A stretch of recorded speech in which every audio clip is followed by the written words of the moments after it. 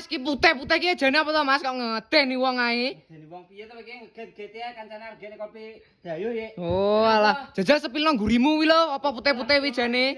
Heeh. Anti totor iki. Iya. Totor anti tikus iki. Heeh. Iki sing 4 pintu regane 3.500.000 tak sepilih. Jajal sepilno Mas. Wis enek brangkase nggon bom. Nggon bom ngene iki. Sertifikat Oh iya iya. Heeh. Nah, kaya ngene iki ya wis enek fotone.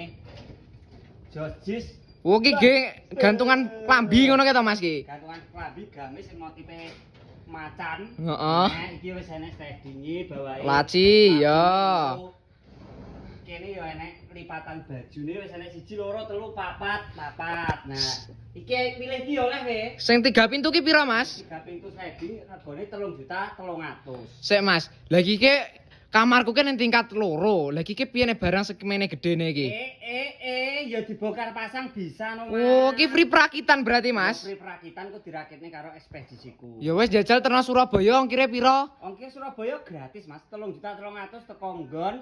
Bayare? Dadak engkek ongkir, bayare ya wis COD nek wis teko kono. Oh iya iya, gratis ongkire ning ndi ae? Jatim, Jateng, Madura, Jogja. Wis Oh, tak iya. gratis ongkir Mas. Lah carane pesen? Bio profil ngisore wis enek WA-ne, selengkap pesen Oke. lemari besi anti tikus.